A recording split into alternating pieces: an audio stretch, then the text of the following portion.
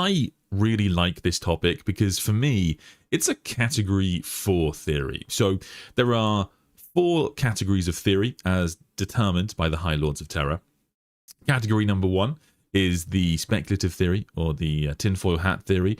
And there's nothing wrong with this, right? There's nothing wrong with having a wild theory. There's nothing wrong with having a theory that is basically just you've read Warhammer 40K lore and you've come up with a theory of this would be a cool thing to happen. I'd like this. This is my theory. That's absolutely fine. There's nothing wrong with it, but I guess it's important that we talk about it in the right context. Category number 2 is a speculative theory. So this is where you've got maybe like a line or a couple of lines in Warhammer 40K that sort of suggest your theory is going to happen. Like, maybe there's a couple of references to Alfarius and him really liking dragons. And so you come up with a theory that he's going to return riding Vulcan. Right? There's ways you can read 40k laws, interpret them in a specific way, and say that this is what you therefore think is going to happen. And then category number 3, and this is what I guess I'd like to think this is where we spend most of our time on the channel, is an evidence-based theory. So where you've got 40k lore consistently talking about a series of points across the relevant novels, and therefore you come to the conclusion of what's going to happen because all the lore is pointing in one direction. But what we're talking about today, ladies and gentlemen, is a category 4 theory, and these are incredibly rare because you can only really interpret this lore in one specific way. Your eyes beg him for mercy, a son to his father. End this. End it now, if you can. If that is even possible, end it before it is too late. If you can't do it, no one can.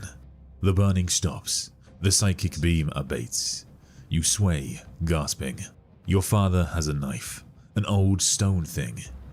What is it? It's so small in his hand, so ugly. That won't do it. That won't be enough. He seems to hesitate, reluctant. You clench in sudden spasm and convulsion and cry out. The power is returning. It is flowing back into you with great rapidity, as though the old 4 are suddenly desperate to restore their gifts. What do they know? What have they seen that makes them act in such haste? Your father looks at the knife. I wait for you, and I forgive you. He drives it into your heart. The reason I love that line is because it sort of sent the 40k fandom into a weird kind of craze, because within Warhammer 40k, the community, there is a series of naysayers, people who don't, they typically like to look down upon Imperial Fist players and people that come up with kind of crazy or wild theories, which, as I say, there's nothing wrong with, but they just like to kind of be a naysayer and say that none of this is ever going to happen, right? But these people are, generally speaking, and I cannot stress this enough, wrong. These are the same people that would have told you the primarchs will never come back, that we'll never see the squats again, that the Horus heresy will play out exactly like we always knew it would do. And none of these things happened. The primarchs did come back, the squats have now returned in the Leagues of Votann, and the end of the Siege of Terra is vastly different to what we thought it would be. And so what's funny is seeing the Emperor say the words, I wait for you and I forgive you, that's a line that can only be interpreted in one way, as far as I'm concerned. There is no other way to look at that line. And it's quite funny because you still get the naysayers, of course, saying things like, this is an exaggeration, this is like, they're trying to twist it in that the Emperor isn't in somehow waiting for Horus. That the Emperor is actually, he said, I wait for you in like a metaphorical sense. But quite frankly, weirdly, that takes you back to kind of like a category 1 theory. Because all of a sudden, you're reading Warhammer 40k lore, which is very direct and very specific, and you're just like interpreting it to mean something completely different as to what Dan Abnett, kind of the head writer of Black Library, actually wrote down. Of course, it hasn't happened yet, so that's why I still call it like a category 4 theory, but there's really no other way to interpret this line other than Horus Lupercal will one day return to Warhammer 40k. And if anyone has any other reading of the term, I wait for you, other than the Emperor waits for Horus, I'd love to read it, but I don't think it exists. I think that Dan Abnett is being pretty clear in this. The other thing about that passage, and especially like the chapters that come after that are very clear, is that nowhere in the book does the Emperor of Mankind obliterate Horus's soul, which is something we always thought would happen, something we were confident we'd see in the final Siege of Terra book. So Horus Lupercal's soul, as far as we know, does persist. And this is really important because there are many times in Warhammer 40k that suggest or allude to the idea that a soul of a Primarch can be brought back. And the other thing we're going to talk about today is that if you read as many Warhammer 40k books as I do, you will notice that the return of Horus Lupercal is one of the most common plot lines in Warhammer 40k. It is not something that is whispered in like hushed corners of the galaxy, that never comes up in the novels. There's an entire Horusian series based around the idea of the Horusians, who are inquisitors that they basically believe, they don't specifically name Horus, but they basically believe in the idea of creating an avatar that will have the divinity of the master of mankind, and you can combine that in theory with chaos and thereby wield chaos as a weapon.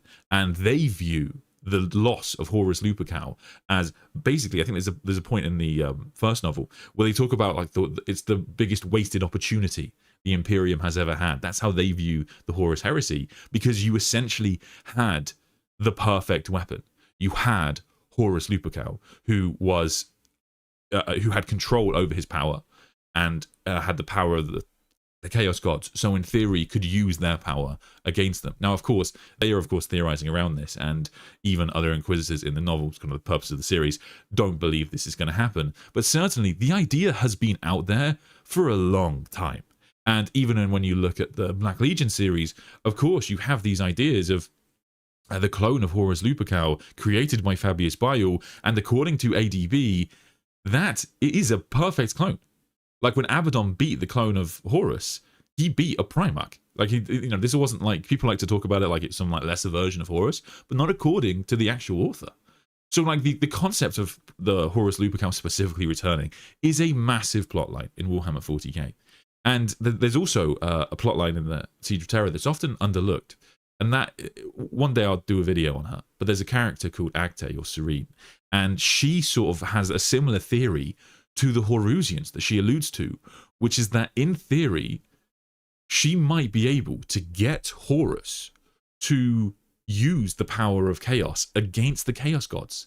And she's not necessarily confident this can happen, but she thinks it's a possibility. And so this is kind of, as I say, a really common plot line. It's very popular. And look, I'm not saying that this is going to happen in, 10th edition. No, we're in 10th edition. It's going to happen in 11th edition of Warhammer 40k, or we're going to see it in the next few years. And I guess that's also something we have to talk about in terms of types of theory, which are that you have theories that are going to happen. If Jagatai Khan returns, Jagatai Khan might return next edition or the edition after. But if Horus Lupercal is going to return, I don't think we're going to see that for many, many years to come. This is potentially like an end game thing, but that doesn't change the fact that it is still out there. And I think it's such an interesting plotline because it changes everything. Because now we have to ask ourselves, why is the Emperor waiting for Horus? What does he want? What could a returned Horus do for the Emperor of Mankind? There's a few things to consider. So, as you saw in that passage, when Horus dies, he dies believing that he won't be able to resist the gifts of chaos. And Horus's relationship to chaos is very unique. There's no other being that's really had this relationship. You might maybe be able to make the case that like Abaddon is similar, but Horus seems to be a very unique being. The main difference between Horus and all the other kind of elevated servants of chaos is that Horus gives up his power. And I've spoken about this before. Mortarion can't decide to stop being Demon Primarch Mortarion. If he gets bored of Nurgle, right? Nurgle encases him within a seed and on a tree once again, and Mortarion gets especially annoyed, and he's like, screw this, Dad, I'm out. I'm going back to the Imperial Palace. Mortarion can't decide to do that. But Horus literally gives up his power after being tricked by the Emperor. And so this puts him in a unique position because he, of course, is at like near godlike ability. So it's kind of a crazy thing that he's able to do that. Likewise, at the same time, we have this weird switch at the end of the book, which, and I guess you can interpret it however you want. Like some people like to say it's confirmation that he's a pawn, but the truth is, Horus is able to give up his power, but at the same time, the Chaos Gods don't have to bequeath it. The offer of tremendous power, according to Horus Lupercal at the end of the book, is so tempting that he knows he can't help but resist. And that's why he's looking at his father and saying to him with his eyes, end this, end it now if you can. Because the prospect of that power he knows is too seductive, and he'll take it back as soon as he gets the offer to. So I guess that's something that we're going to have to consider with this idea of the Emperor returning. Because, of course, if Horus Lupercal returns to the setting, what if the Chaos Gods once again offer him tremendous power? Will he be capable of saying no? Will he be capable of turning down that kind of strength, that kind of ability, the ability to transport things across time and space? Will he be able to say no? And so I wonder if. So I guess there's two ways I could interpret this. One, at the moment of the Chaos Gods offering back his power, the Emperor was about to kill him. But on the other hand, maybe the Emperor is able to protect him somehow. It is obviously, the Emperor has already, we should say, rejected that level of power from the Chaos Gods, presumably. So he will be able to kind of support his son and aid his son in like relinquishing the temptations of chaos. And I think that that's something that the Emperor's going to have to deal with. Christian, hello mate. Category 2, the Emperor bringing Ferrus Manus back from death in body. See, that's a really good one, where like, and I guess it's tough to, I guess category 2 and category 3, there's, you know, you're gonna have debates on which is a category 2 and a category 3 theory, because Ferrus Manus being brought back into his body does have a few things that suggest it. The Emperor literally says he can fix Ferrus Manus, so that's in theory, you know, there's some evidence to support it. But I get why you might say category 2, because it's not a massive amount. You have that, you have the Master of Mankind, and then you have the Ferrus Manus saying to the Iron Hands that he will return. So there's a few things. Where is the shard of Horus's soul? See, that's a really good question about what's happened to Horus's soul in the current setting of Warhammer 40k, because it's in theory it's still in pieces, but it's probably less problematic. So the Horus definitely gave up some of his kind of soul to the Chaos Gods when they bequeathed him with their great power. We know that happened. And so, and Abaddon, for example, has seen those shards of Horus's soul fighting in the warp. But in terms of the rest of his soul, it's not entirely clear. So I think that it's likely just dead and it's probably been devoured by demons over the last 10,000 years. So if it survived, I would imagine the Emperor has had to kind of protect it, which 40k heavily implies the Emperor is able to do. But at the same time, maybe it's just been devoured, torn apart by the Chaos Gods. Sorry. You can't clone a Primarch perfectly. They have warp source in them that the Emperor made a deal with Chaos for and conned Chaos. So I get where you're coming from. I think that's not a ridiculous idea, but I guess it's just never really confirmed. So according to, like, I think this is someone asked an ADB, when Abaddon fought against Horus, did he just fight against like a lesser, inferior version, or did he actually beat Horus? And according to ADB, he did actually beat an equivalent to fighting a Primarch. So yeah, I guess where you're coming from. But there is certainly this kind of suggestion in when Fulgrim's cloned that maybe it's not like a proper Fulgrim, because of course he doesn't have the full soul. I will say that what's quite interesting is that when Primarchs ascend to demonhood, parts of their soul basically die. So there's a bit when Sanguinius is speaking to Ferrus Manus, and Ferrus Manus says to Sanguinius that all of the dead Primarchs have come to witness Sanguinius' death. And not just the dead Primarchs, but the dead parts of the demon Primarchs which persist in the warp. And so in theory, if what Horus has gone through is in any way similar to what the demon Primarchs have gone through, it could well be the case that what's left in the warp are the good parts of Horus Lupercal. So that's another possibility that maybe that's what we'll see. But yeah, again, we're kind of pushing the boat out there, I guess. Let's be honest, the Emperor kind of got what he deserved.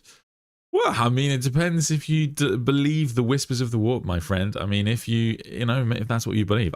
I personally always have the view of the Emperor that he is the most ruthless person that has ever existed, but at the same time, he generally sort of seeks to serve humanity, and that kind of explains pretty much everything that he does. And I think that he came to love his sons not through his own choice. I don't think he expected to love his sons. I think it was a genuine surprise. But at the same time, yeah, I think that's typically his allegiance is to humanity, and that's why he's willing to overlook his sons in certain instances. Sorry, Angron. So, I think one of the questions, one of the obvious questions, of course, that would happen when Horus Lupercal returns is, what would the rest of the galaxy think of this if, for example, he was out and, fighting for the Emperor once more, fighting in the Emperor's name? Of course, Guilliman and the Lion hold a special hatred for Horus Lupercal. He is the true arch-traitor. It's quite funny. The title arch-traitor gets given to many characters within the setting of Warhammer 40K, but really, Horus is the arch-traitor. He is the person that damned the Imperium to 10,000 years of, stagnant and, whatever you call the Imperium today. So without Horus, the Imperium would likely have succeeded in its goal of unifying all of mankind and saving it from the various threats that assail the galaxy. But I guess there's always the question of, if Horus were to return and be kind of the good Horus, could they forgive him? Interestingly, Guilliman does give us this line about how he always kind of looked up to Horus and saw him as kind of the most... he saw him in the same light of the Lion. It's kind of like, I've always interpreted it like the big brothers of the primarchs, because Horus was first found, the Lion was first created. So in that respect, Guilliman always looked up to Horus. So maybe with at the bequest of the Emperor, Guilliman could maybe work with Horus. I don't know. We're probably pushing it out there, but it's an interesting thing to think about. But the Lion certainly, I don't think, could ever accept Horus Lupercal. The Lion didn't even like Horus before he turned to Chaos, so it's unlikely, I think, that now he could ever accept a return to Horus Lupercal. Likewise, you have the High Lords of Terra and the Inquisition, all of these people. The Horus Lupercal will be buried under such a mountain of paperwork. I don't think there's really much he could do for the galaxy. However, I don't think this is really going to be the purpose of a returned Horus Lupercal. I don't even think, outside of one final massive battle that happens at the end of the Warhammer 40k setting, I think if Horus Lupercal was to return, I don't think you'd actually see much of him. I think that the Horusians may sort of have a point, and maybe it is possible that if you look at the Emperor, for example, from what we know about the Emperor, he did use the powers of Chaos to his own advantage and use those powers against the Chaos Gods. That's one way to interpret what the Emperor has done. And so I don't think it's impossible, or even that unlikely even, that if Horus Lupercal were to return and was supported by his father, I think there's a possibility that he could perhaps wield some of the Chaos God's power against them. And the most obvious way he could use that power to help the Imperium of Man would be to take the Emperor's place on the Golden Throne. It was always a really popular theory that maybe when the Emperor fought Horus, the Emperor died and Horus was put onto the Golden Throne. And if you go back into like old Warhammer 40k lore, we had so little lore around the Emperor and Horus. That's where those kind of theories spring from. But perhaps, in the final days of the Imperium, this would be a good way to have Horus Lupercal return, have that confrontation with his brothers that would, let's face it, make incredible narrative. And at the same time, you could allow the Emperor to leave the Golden Throne and fight with his sons against the forces of Chaos one final time. So I think that would make a lot of sense to me, is to have Horus return for that purpose. And in terms of what the Emperor is waiting for, is in when he waits for Horus Lupercal, that's what I think, my personal theory is, that's the way the Warhammer 40k setting ends. The Emperor waits for Horus Lupercal to return such that Horus can take his place on the Golden Throne, and the Emperor can go and fight for his galaxy once more. And I think that makes a lot of sense. It gives Horus a great redeeming arc, because, of course, even Horus being on the Golden Throne, as powerful as he is, that might still kill him. So maybe that's how the final shards, the final part of Horus's soul is obliterated. And maybe you could still interpret the Emperor's fight against Horus as the Emperor obliterating Horus's soul, because in that final fight, the Emperor consigned Horus's soul to damnation, and that's where that's the ultimate fate of the 16th Primarch. So I think that's probably my favorite theory as to what's going to happen. But yes, it would always be very fun. Do you think Basilio Fo will make an appearance or be imprisoned by Valdor? I don't think so. I think that the truly terrifying thing about Basilio Fo is that nobody knows he's about. Nobody knows he still exists in the body of an Inquisitor. And the Inquisitor he manifests as, Zaranchek Xanthus, is will go on to found Horusianism, which is very related to today's topic, because Basilio Fo found it's not Horusianism, it comes from it, Xanthism. So Zaranchek Xanthus is the Inquisitor who found Xanthism, and from that comes Horusianism.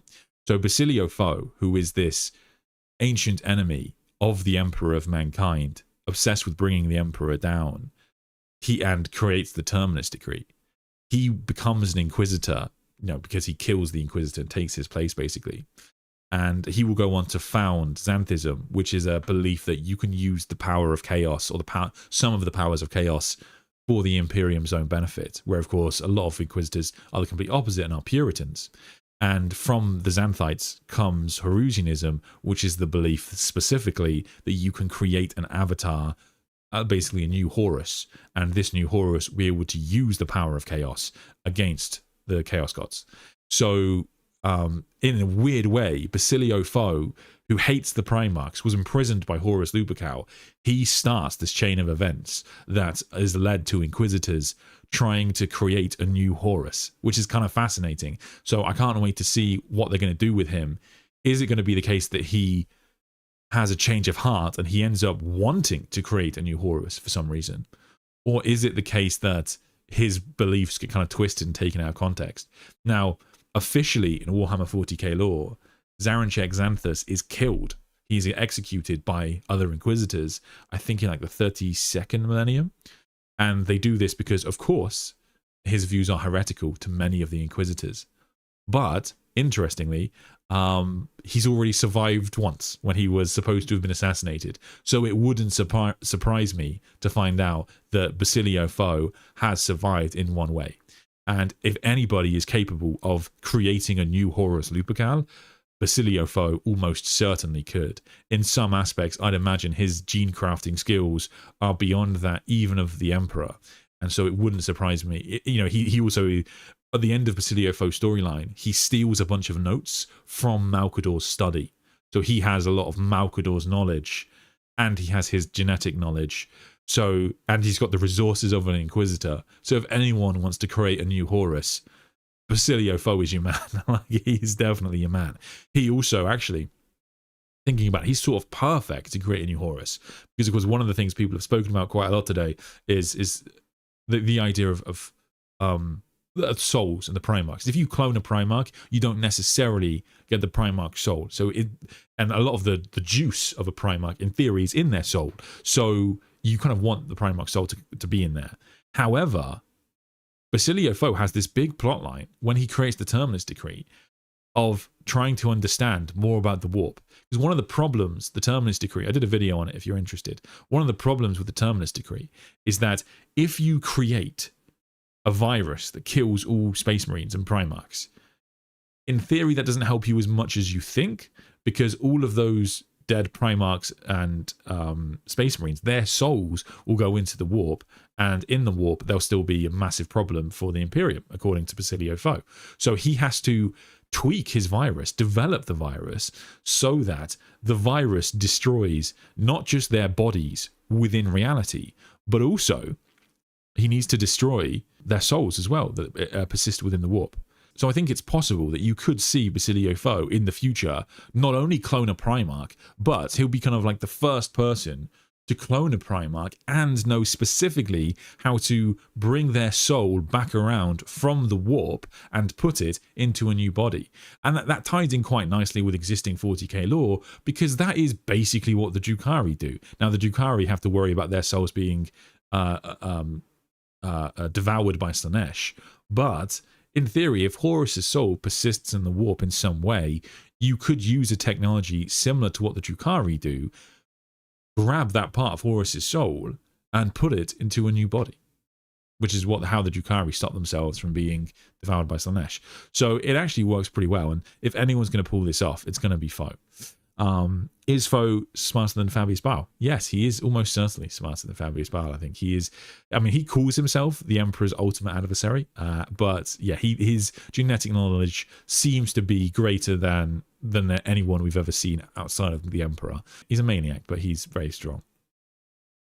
But if Horus's soul has not been destroyed, would that mean that it is in the warp? What do you think would stop the Chaos Gods from corrupting it?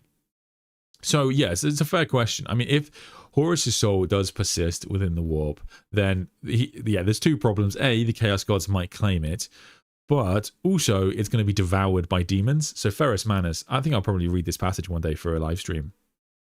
Ferrus Manus does give us some insight into how horrible it is being dead in Warhammer 40k and being devoured by demons constantly, and what that is like. And I think that Horus's soul would be ripe for the slaughter. The demons very much view Horus as sort of like the great failing of the Chaos Gods plan. So they are no doubt not very pleased with him. And the Chaos Gods are furious when Horus rejects their power. Could we say that maybe Horus's soul has been shattered and the Emperor is guarding it in the warp for a time when he will be revived? Maybe. You could say that maybe it exists within the warp.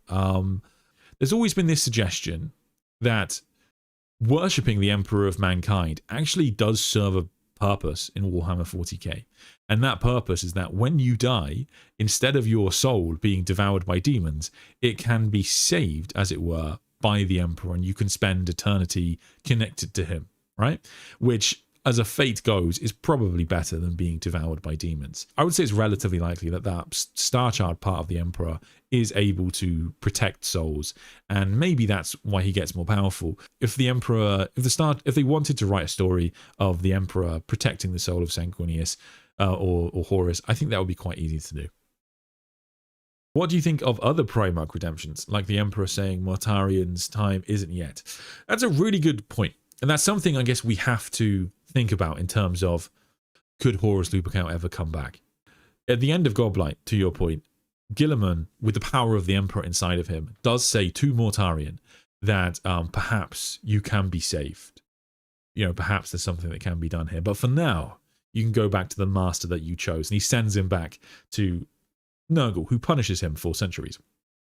However, in addition to that, we also have Konrad Kurz' Primarch novel, where Konrad Kurz creates this effigy of the Emperor, and it speaks to Konrad. Now, you can absolutely interpret that as just Konrad being mad, but that's boring. So let's have fun with it and say that the thing that happened there is that Konrad Kurz actually spoke to the Emperor of Mankind. It tells Konrad that none of his sons are beyond redemption, and none of his sons includes the Lost Primarchs.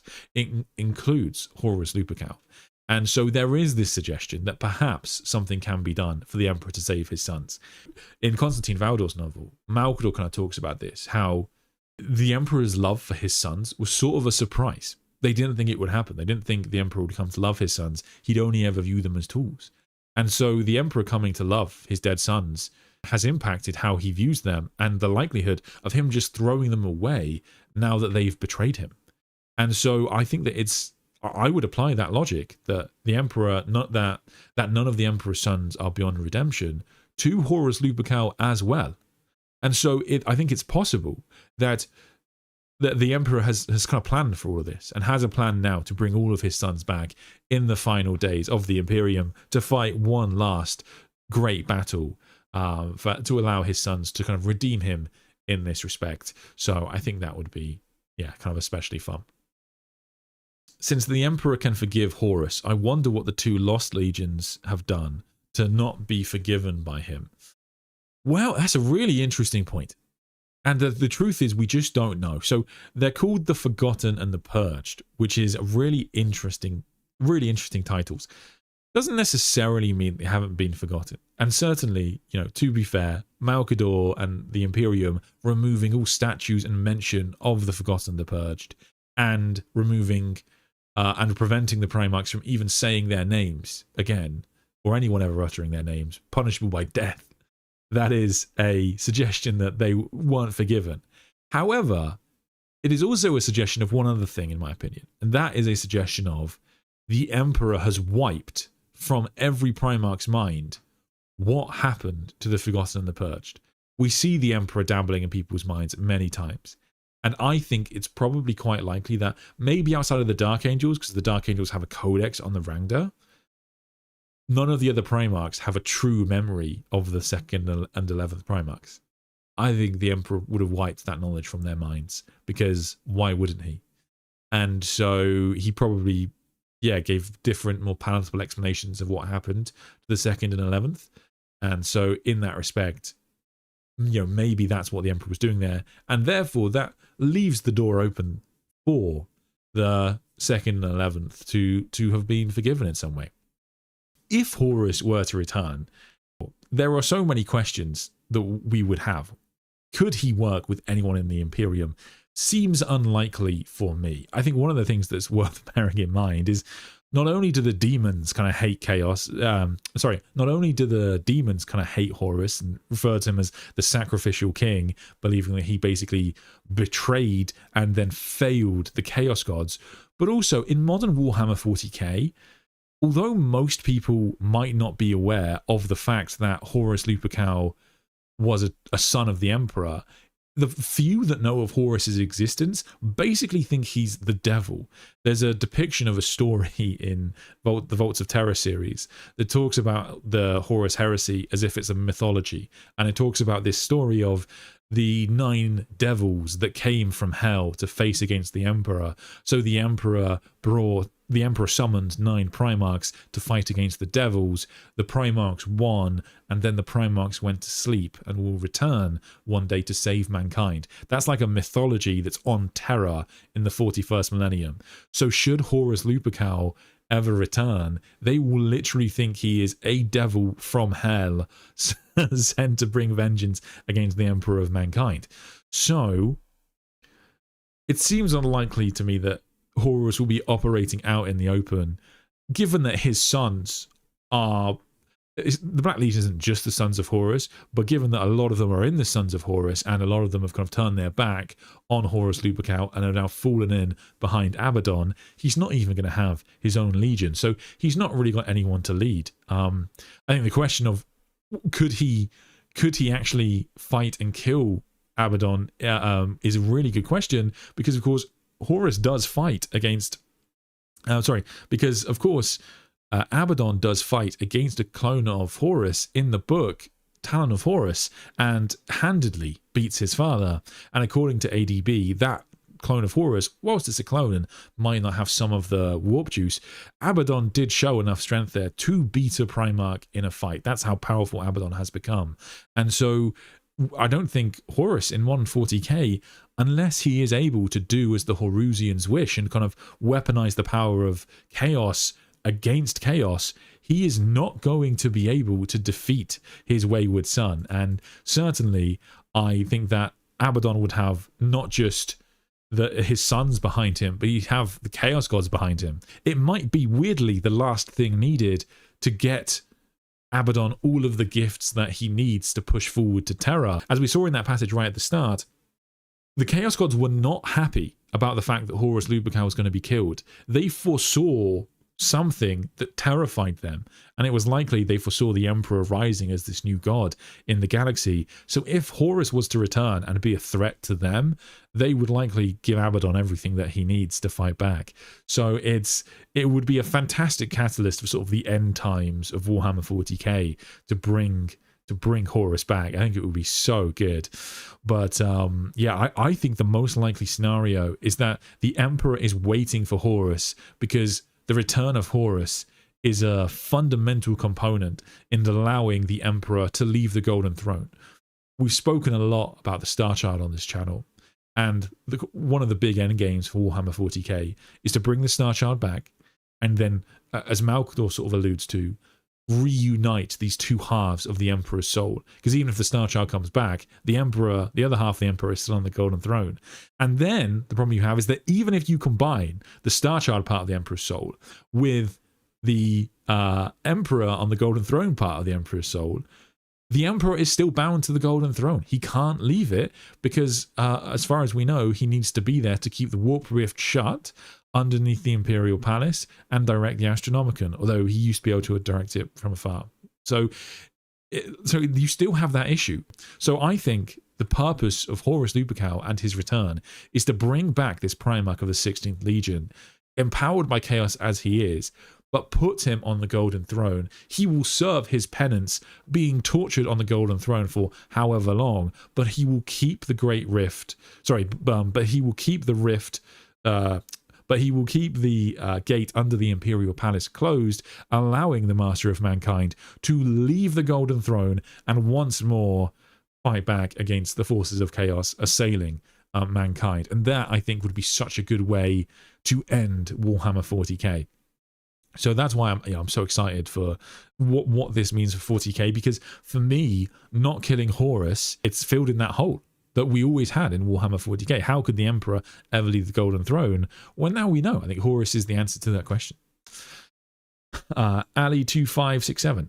Imagine a ruined battlefield where the Imperium is losing and then you see a white armored Horus. I mean, that would be great. I mean, I think that Games Workshop would definitely have fun with that in the meantime before he kind of took the Emperor's place, because I mean, let's face it, seeing that interaction between the Lion and Horus, seeing that, the Lion, Horus and Guilliman would be so amazing. Confused, how can Horus help with the Golden Throne? I thought we needed Magnus. Very good question. So I think you're absolutely right in that it's very much implied to be Magnus's purpose is to run the Golden Throne, as it were. And for him, it would actually be like a gift because he can kind of roam the warp for however he wants to from the Golden Throne. So for Magnus, it would have been like a blessing. And to your point, Horus was never like an intrinsically psychically gifted Primarch. So could he control the Golden Throne? I think that's where the Horusianism comes in. Just as the Emperor stole fire from the Chaos Gods, the Chaos Gods gifted Horus with a lot of power. If he could come back and wield that power, in theory, I think he could be the perfect candidate to take the Emperor's place, given that Magnus the Red is otherwise engaged, beating the crap out of his sons. So I think that Horus, this is where we go into more speculative lore. Must stress that enough. But yeah, I think that Horus kind of fills that gap nicely. Couldn't the Chaos Gods just turn off his powers if Horus were to turn against the Chaos Gods with their own power? Good question. As far as we know, I don't think so. Because, of course, the Emperor stole power from the Chaos Gods. When it comes to Horusianism, I think the idea is you would do basically the same thing. What you want to do is steal power from the Chaos Gods.